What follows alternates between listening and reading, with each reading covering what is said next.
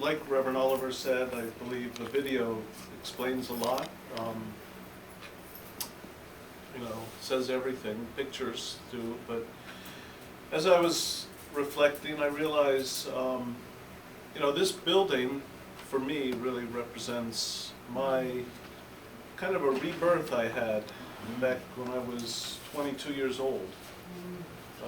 I had actually come to the Washington Monument, invited by TV and newspaper ads, the Evening Star at that time, and if you remember that, those here in the DC area, and then the ads. So I came just for the fireworks, but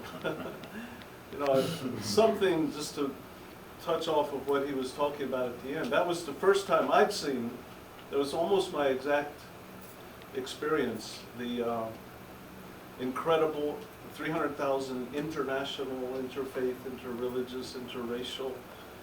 Here I was with long hair and a hippie kind of. I brought my cooler of beer. Not too right.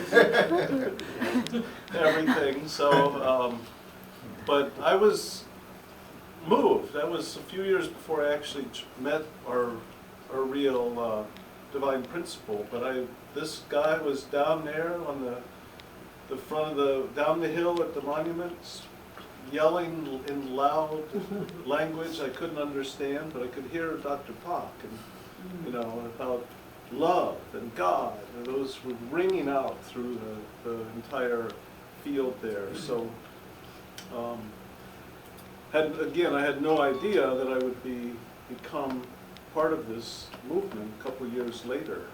Somebody would move, but I think God works in that way. Yes. Because my first Divine Principle lecture actually was in this room, a little 3-day, one day and then the 3 days later. So, and then I stayed in the space upstairs, and that's where I had my eye-opening experience when I was sleeping. I heard a knock like that. I was dreaming, but it was Jesus at the door. Wow.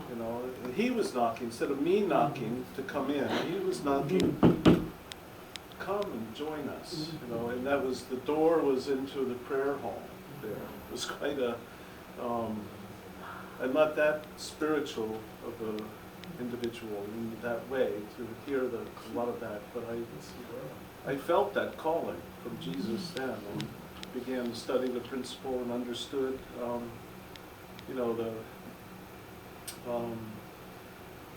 the principles of restoration, for sure, where we can restore the problems in history. That's possible. And also having an experience, being able to serve Father and Mother Moon at all different kinds of levels at different times, and seeing the intensity, but also the love, and realizing,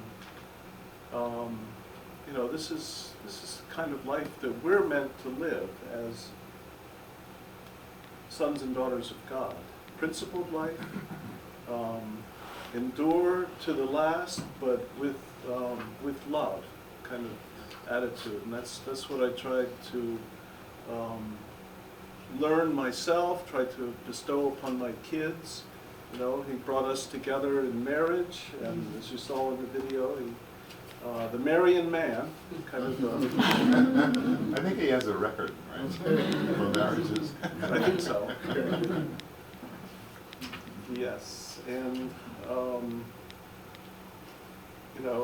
it's not going to stop either, by the way, because it's even with his wife here, and the blessing will continue every year. So we've got to kind of get ourselves ready to receive that in many ways. So again, it would be a lot to talk about, but I think the universality of the principle and how that fits into the work that Jesus began, and once is calling all of us to participate in, is the same work, and to be able to bring that love and the good news of being able to pull ourselves with God's help, out of the despair that seems to be all around us in this world. So I hope we can have a lot more of these kind of programs, a lot bigger. We're,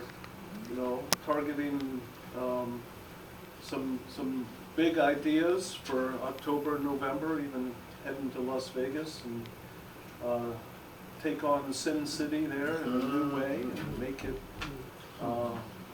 True Love City somehow. That's all, just short.